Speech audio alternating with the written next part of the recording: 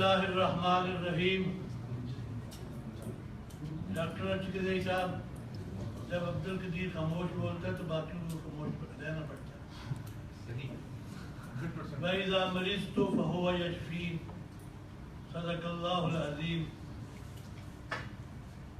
جب جنون اور شعور مل جائے تو ایک تحریک جنم لیتی ہے. یہاں بھی ڈاکٹر مومدو کا شعور اور ان کی ساری ٹیم کا جو جنون ہے وہ مل کے ایڈز کے خلاف ایک تحریک بن چکا ہے.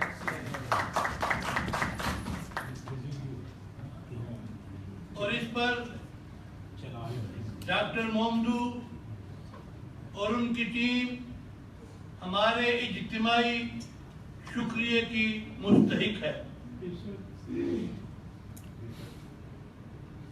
انسان، ہر انسان اللہ کا قرب چاہتا ہے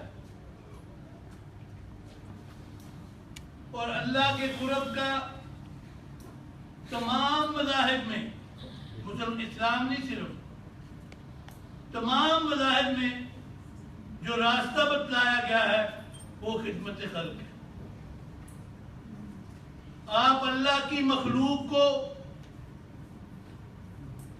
راضی کر کے اللہ کی مخلوق کے مصائب کو، مشکلات کو شیئر کر کے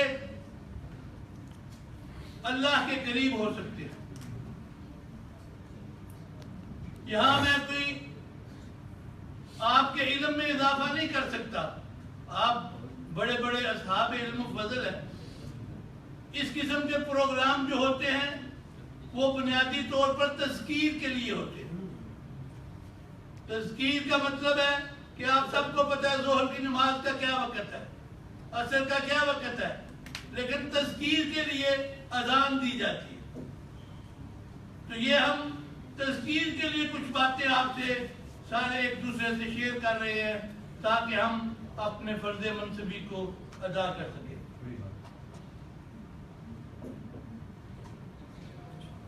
یہ انسان جس کو اللہ رب العزت نے مسجود ملائکہ بنایا، فرشتوں سے جس کو سجدہ کروایا اور اس طرح مخاطب کروایا کہ وَلَقَدْ كَرَّمْنَا بَنِي آدم، ہم نے آدم کی اولاد کو تمام مخلوقات سے اشرف، عرفہ اور اعلیٰ بنایا.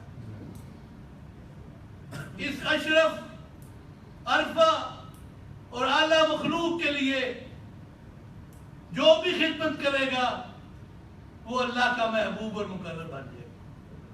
یہ اشرف المخلوق تو بہت دور کی بات ہے. آپ کسی بھی ذی روح کی خدمت کرتے ہیں تو اللہ کے قریب ہو جاتے ہیں.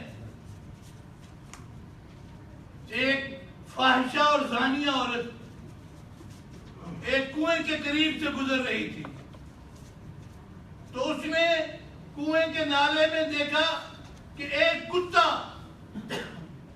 کیچڑ سے اپنی پیاس بجھانے کی کوشش کر رہا ہے. اس نے کیا کیا؟ وہ کھڑی ہو گئی، گلے سے دوپٹہ اتارا، پاؤں سے جوتا اتارا، کنویں میں لٹکایا تو پانی تک نہیں پہنچ پا رہا تھا. دوپٹے کو چیرا درمیان سے اور ان کو باندھا اور پھر پانی نکلا اور اس نے اس کتے کو پلایا.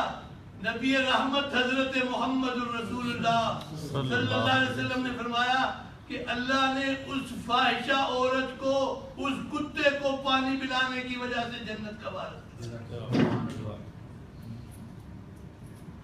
اگر کتے کے بچے کو پانی پلانے سے اللہ اس فاحشہ عورت کو جنت کا وارث بنا سکتا ہے تو آپ بندے کے پتر کی، اگر انسان کے بچے کی اگر خدمت کریں تو اللہ آپ کو کتنے درجوں سے بلائے گا، کتنے درجوں سے بلائے گا.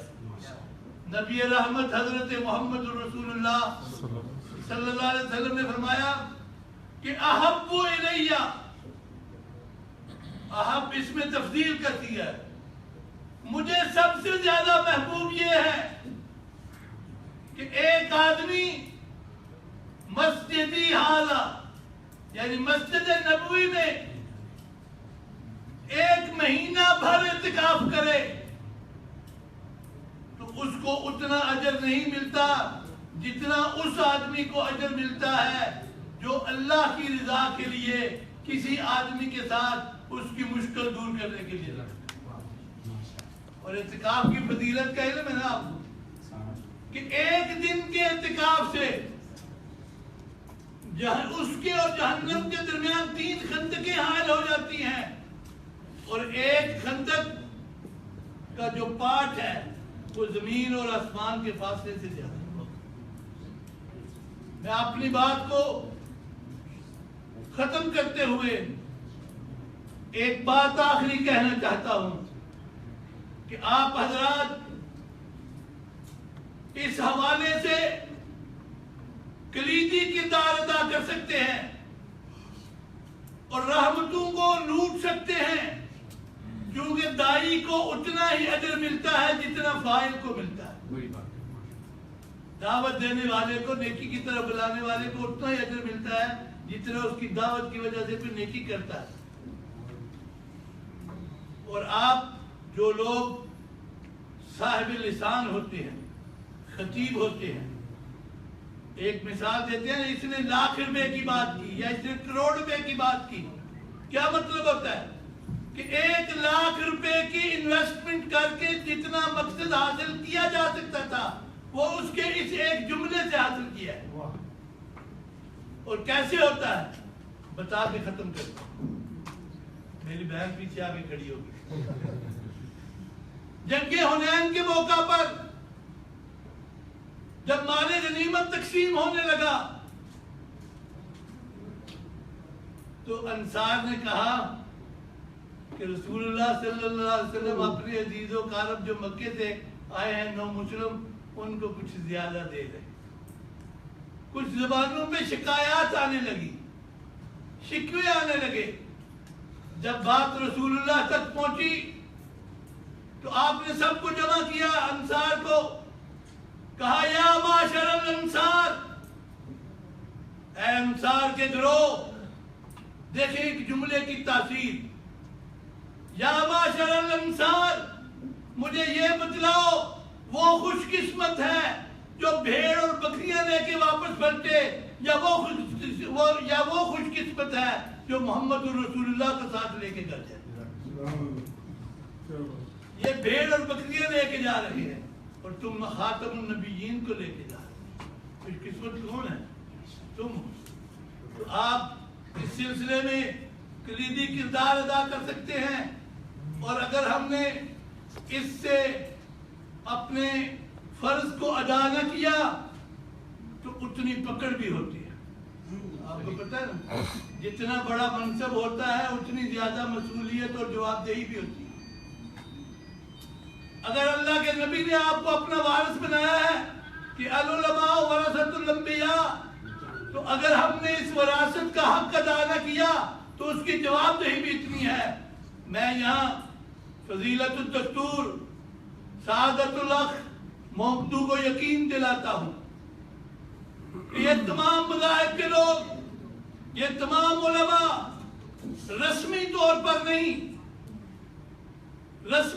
پر نہیں، دل کی اتھا گہرائیوں سے یہاں تجدید عہد کریں گے کہ جس طرح پہلے انہوں نے پہلی کمپین میں آپ کا ساتھ دیا تھا، اس کمپین میں بھی بھرپور طریقے سے اپنا کردار ادا کریں گے۔